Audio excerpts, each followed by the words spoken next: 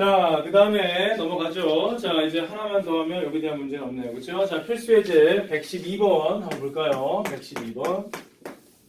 자, 문제 볼게요. 자, 어느 지역의 학생, 그죠? 1000명의 수학 성적의 평균이 70이다. 그 다음에 표준 편차가 10이다. 그쵸? 자, 문제 보니까 뭐라고요? 정규분포 고민하지 마세요. 바로 정규분포 표시합니다. n 들어가 있고요. 자, 평균이 70, 그 다음에 표준 편차가 10이니까 10의 제곱으로 시작하면 되겠죠? 자, 문제 보세요. 자, 이때 자, 오른쪽 표준 정규 분포표를 이용하여 수학 성적이 상위 20등이라고 그랬어요. 다시 말하면 수학 성적이 상위 20등 이내에 들기 위해서는 몇 점 이상을 맞아야 하냐라고 했어요. 그렇죠? 그러면 이제 우리가 자, 식을 바로 만들어 볼까요? 식을요. 자, 식은요, 확률입니다, 확률. 그런데 점수가 과연 X라고 할까요? 그쵸? A라고 할까요? 점수가, 그쵸? A점 이상이 되는 이 확률이, 자, 몇 등 이내라고요? 20등 이내라고 그랬으니까, 1000분의 얼마입니까? 1000분의 20이다. 자, 우리가 식을 세우잖아요, 이렇게. 그래서 우리가 지금 X가 뭐예요? 점수 아니니, 얘들아, 점수. 자, 우리가 지금 그래서 A를 구할 겁니다. 그래서 과연 이 점수가요, 몇 점 이상이 되는 이 확률이 과연 1000분의 20이냐? 이 얘기잖아요, 지금. 그래서 우리가 문제를 세웠죠. 식을 세웠죠. 자, 얘는 그래서 얼마니, 얘들아? 이렇게 지워지니까 0.02가 됩니다. 맞니, 얘들아? 맞아요. 자, 그러면 당연히 표준화를 시켜야지만 우리가 뭐 표를 볼 거 아니겠습니까? 자, 표준화 시켜야 되겠죠. 그래서 우리가 구하고자 하는 방향성은 뭐예요? 지금 A를 구하는 얘기예요. 그죠? A를 구하자는 얘기죠. 그러면 표준화 시키니까 자, 확률은 Z입니다. 이상이야. 자, 얘들아 얘기해봐. 시그마 5분의 10분의 맞아요. 자, 분자는 뭐가 들어갈까요? A 마이너스 평균이 얼마입니까? 70이라고요. 그죠? 얘가 얼마라고요? 0.02가 되는 요 A를 구하라. 이해되세요, 여러분들? 그렇지. 그러면 얘를 우리가 다시 한번 간단하게 표준 정규 분포, 자, 곡선을 그린다면, 자, 이런 얘기지, 얘들아. 자, 이렇게 종 모양 당연하죠, 그죠? 가운데 축이 당연히 0입니다. 물론 Z축이죠.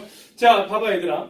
그러면 10분의 A-70은요, 자, 질문이야. 0의 왼쪽에 있을까요? 오른쪽에 있을까요? 그거 먼저 파악해 보세요.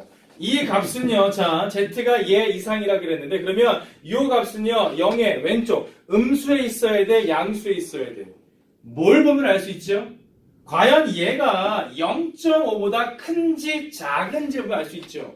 예를 들어서 이 값이 얘들아, 얘 봐봐. 예를 들어서 0.6이라고 해봐. 예를 들어서. 그러면 이 값은요, 음수일까요, 양수일까요? 봐봐, 얘들아. 만약에 이 값이 0.6이라고 해봐. 0.5보다 크다고 한다면 요 10분의 A 마 70은요, 0의 왼쪽에 있어야 돼, 오른쪽에 있어야 돼.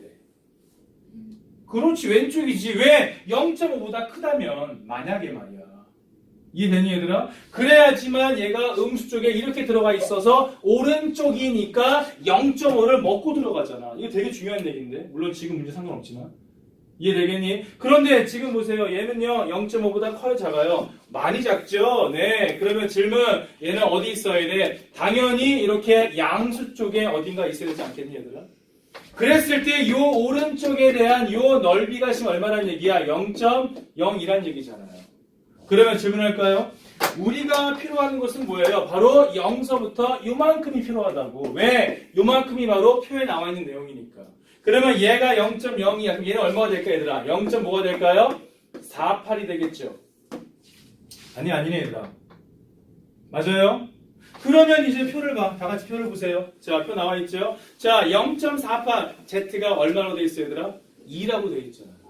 아, 그래서 얘가 0.48이 되는 요 Z가 얼마다? 2다. 얘가 2란 얘기지. 그러면 이제 마무리야. 그래서 얘가 얼마다? 2다. 아, 그렇구나. 결론적으로 따라서 이제 A 구할 수 있겠네요. 자, 10분의 A 마 70이 얼마라고 얘들아? 얘가 2가 된다. 이해되세요? 따라서 A는, 자, 몇 점 나오니 얘들아? A는 90점이다.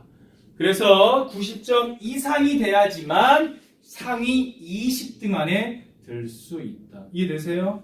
어렵지 않죠? 네. 자, 한 번 더 여러분들 연습 한번 해보자. 자, 밑에 있는 문제 유제 133번 시작.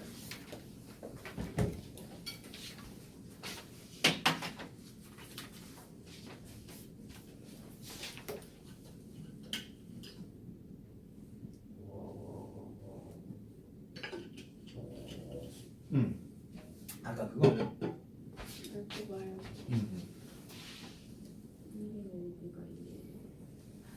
봐라. 지금 표를 보니까 요만큼의 넓이가 0.48 맞잖아.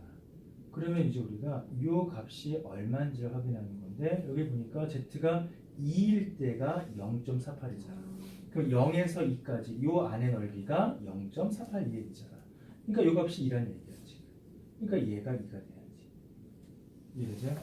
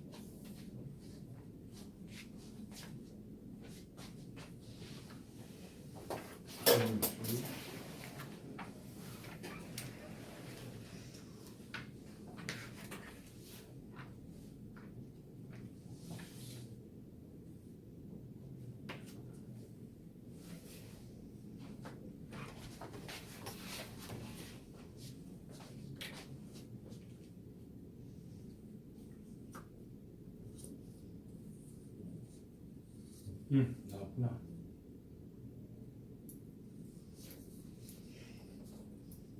하윤아 나왔어? 오케이.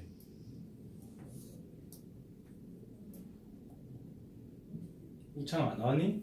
네, 몇 점 나와요? 70. 그렇죠, 70점. 됐니 얘들아? 됐어요? 그래. 표현이도 뭐지 할 수 있어. 자, 이제 새로운 단어 또 넘어갈게요. 자, 또 필기하세요.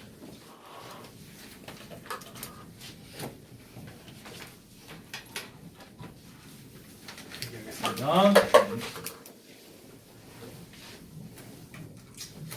자, 그 다음에 이제 아까 내가 잠깐 예고를 했죠. 자, 계속 필기는 이어집니다. 자, 이제 이번에 들어갈 것은 뭐냐면요. 바로 요겁니다. 자, 우리 아까 내가 잠깐 언급한 게 뭐냐면요. 바로 이항분포와 정규분포의 관계입니다. 그래서 제목을 적어드릴게요. 이항분포와 정규분포 이렇게 내가 제목을 달아드리겠습니다. 그렇죠? 자, 이항분포라는 것은 아까도 얘기했지만 독립시행에 대한 확률에 대한 분포가 바로 이항분포였어요. 그래서 우리가 이항분포에서는요 각각의 확률을 어떻게 구했더라? 공식 기억납니까? NCR 곱하기 그죠? NCR 곱하기 그 다음에 P의 R제곱 곱하기 Q의 N-R제곱. 그래서 이항분포는요 독립시행에 대한 확률 분포이기 때문에 그때의 확률을 구할 때 우리가 얘를 이용했죠? 기억나십니까? 네. 그래서 아무튼 이항분포는요 뭡니까? 얘는요 당연히 이산 확률 변수예요. 뭐라고요? 이산이라고요. 이산 확률 변수입니다. 다시 말하면 확률 변수를 각각을 딱딱딱 셀 수 있어요. 1, 2, 3 이런 식으로요. 하지만 지금 방금 배웠던 정규분포 얘는 어떻다고요? 확률 변수를 우리가 카운팅할 수가 없다. 그래서 얘를 우리가 연속이라고 했죠, 얘들아. 연속 확률 변수라고 했습니다. 맞지, 얘들아? 그런데 이 둘 사이에는요, 과연 어떠한 관계가 있을까라는 거죠. 그러면 바로 이렇게 우리가 내용을 바로 확인하겠습니다. 자, 이항분포는요, B입니다. 그죠? B, N, P. 이게 이항분포였어요. 그쵸? 정기분포는 뭐예요? N이죠. 노멀. 그 다음 뭐가 들어간다? M, 시그마 제곱인데, 과연 얘하고 얘가 뭔가 관련성이 있냐, 없냐? 이걸 물어보는 건데요. 관련성이 있습니다. 무슨 말이냐? 얘는 이산이에요. 그쵸? 얘는 연속입니다. 하지만, 자, 내용을 여기다 적어드릴게요, 그냥. 자, 하지만, 자, 얘들아. B, N, P. 다시 말하면, 이항분포, 요놈에서, 시행횟수 N이 뭐가 되면, 충분히 커지면, 이항분포 B, N, P는 뭐로 바뀔 수 있다? N, M, 시그마 제곱으로 뭐 할 수 있다? 바꿀 수 있다. 라는 내용입니다. 이거 기억나십니까, 여러분들? 요거를 예전에 우리가 언제 했냐면요, 여러분들 77페이지 보세요.